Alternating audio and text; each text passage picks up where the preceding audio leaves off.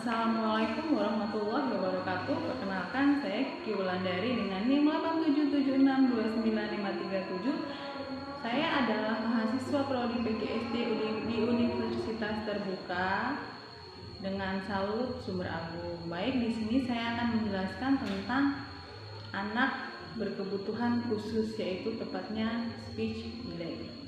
Apa sih speech delay itu? Speech delay adalah anak dengan keterlambatan berbicara, anak dengan perkembangan kemampuan bicaranya terlambat dibandingkan dengan anak seusianya. Namun, anak dengan keterlambatan berbicara itu belum tentu memiliki gangguan kecerdasan.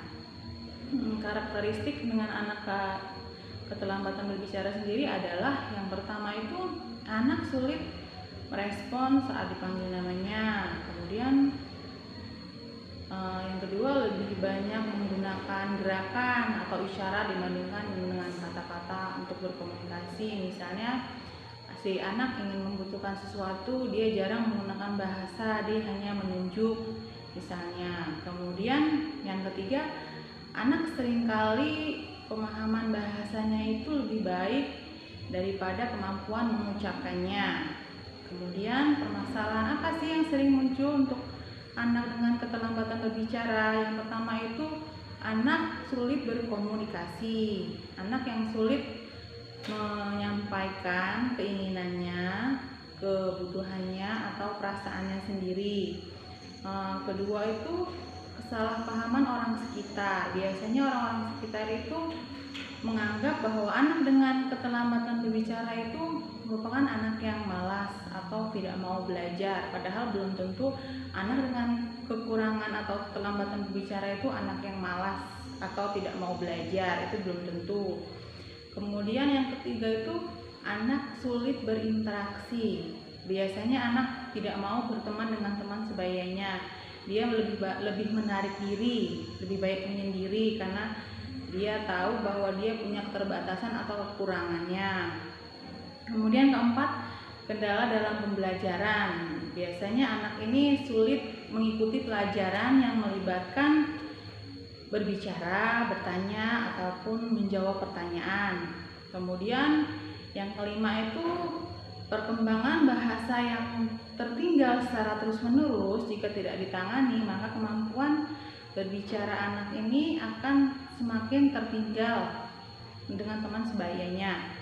Kemudian strategi apa sih atau penanganan yang seperti apa yang akan kita lakukan, atau stimulasi yang akan kita lakukan dengan anak dengan berkebutuhan khusus, yaitu keterlambatan berbicara? Yang pertama itu kita sering mengajak anak berbicara sejak dini.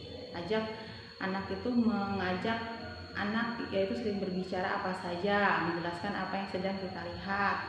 Misalnya kita di kelas sedang melihat buku atau meja, kursi.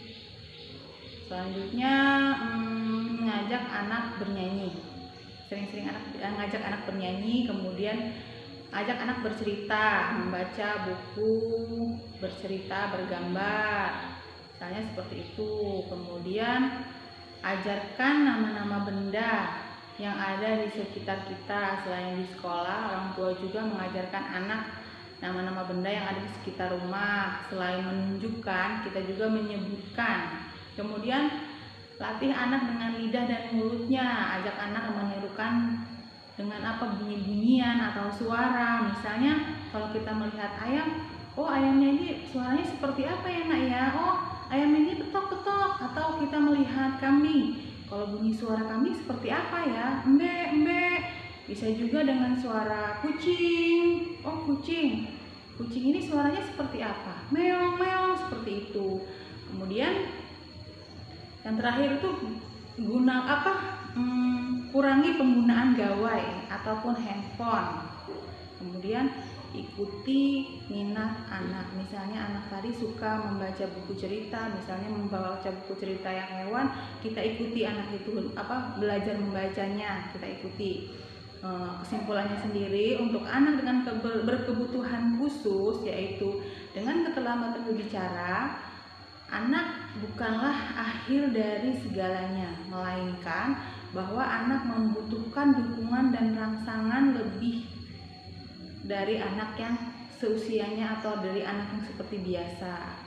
Di sini peran orang tua, pendidik maupun lingkungan sangat besar pengaruhnya bagi kemajuan anak. Jangan ragu berkonsultasi jika kita mengalami kesulitan dengan ahli jika merasa butuh panduan lebih dalam. Mungkin sekian dari penjelasan dari saya. Mohon maaf bila ada kekurangan. Saya akhiri. Wassalamualaikum warahmatullahi wabarakatuh.